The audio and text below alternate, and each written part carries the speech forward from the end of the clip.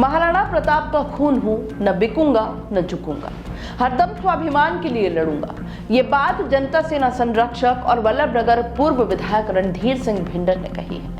जनता सेना राजस्थान ने रविवार को भटेवर में कालाजी बावजी आमलिया तालाब पर कार्यकर्ता सम्मेलन से अपनी ताकत का दम बताकर विपक्षियों को सीधा संदेश देने की कोशिश की है। जनता सेना को कमजोर आंकने की कोशिश न करें, ये कहा है। विधानसभा चुनाव को लेकर राजनीतिक दलों ने अब सक्रियता बढ़ा दी है। इस बीच वल्लभनगर विधानसभा में जनता सेना राजस्थान का सम्मेलन हुआ, जिसमें सेना के सुप्रीमो और वल्लभनगर के पूर्व विधायक रणधीर सिंह भिंडर ने भी अपने भाषण में कई निशाने साधे।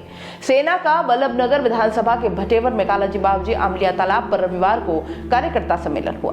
भिंडर ने साफ साफ शब्दों में कह दिया कि कोई जनता सेना को कमजोर आंकने की कोशिश न करे। वे बोले, न बिकूंगा न झुकूंगा। भिंडर ने कहा कि हम भी भाजपा परिवार के ही हैं, लेकिन धक्का देकर बाहर निकाल दिया तो क्या कर सकते हैं। हम परिवार में जाना चाहते हैं, लेकिन धमकियों से नहीं, सम्मान के साथ। उन्होंने कहा, हमारा एक लक्ष्य होता है कि जनता की सेवा करना। जनता का काम होने से उनके चेहरे पर आने वाली खुशी ही हमारी कमाई है। उन्होंने कहा कि हम जन सेवा के लिए काम कर रहे हैं। कई लोग केवल पैसों के दम पर चुनाव लड़ना चाहते हैं, तो बताना चाहता हूं कि वो 20 करोड़ खर्च कर दें, मुझे रावला भी बेचना पड़े तो बेचूंगा, लेकिन लड़ाई आर पार की होगी।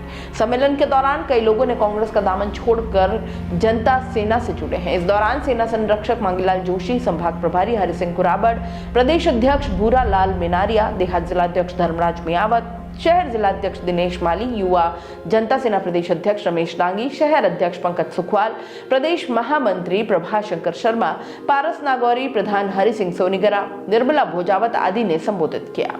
भाजपा में मैं रह चुका हूँ और मैं जानता हूँ कि चुनाव के दिनों में ऐसी बहुत सी न्यूज़ आती है और कभी कहते हैं मुझे ले रहे हैं, कभी मेरी पत्नी को ले रहे होंगे तो मुझे बुलाएंगे ना, मुझसे बात तो करेंगे, मेरे कार्यकर्ताओं के साथ बैठेंगे। देखिए, मेरी कोई शर्त नहीं है, मैं भारतीय जनता पार्टी का कार्यकर्ता था और हूँ। एक के बाद एक एक्सपेरिमेंट वल्लभनगर में हो रहे हैं, इन एक्सपेरिमेंट को बंद करो यार। एक साथ सबको बिठा करके कम से कम कांग्रेस को तो जीतने के लिए मत तैयार करो।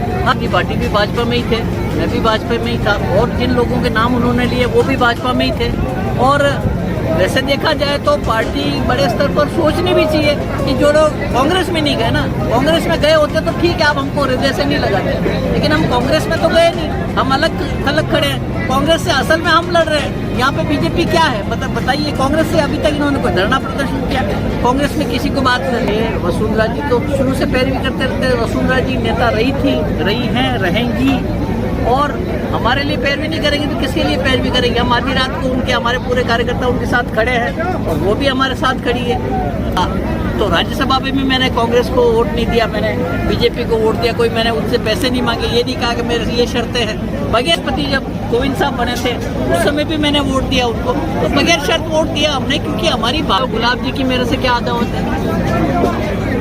अदावत आदमियों में नहीं होती है। भाजपा को खुन्नस क्या है कि जैसे घनश्याम जी तिवारी कांग्रेस में गए तो भी उनको राज्यसभा सांसद बना दिया। ये तो आपको भाजपा वालों से पूछना पड़ेगा। ये तो आपको भाजपा वालों से पूछना पड़ेगा।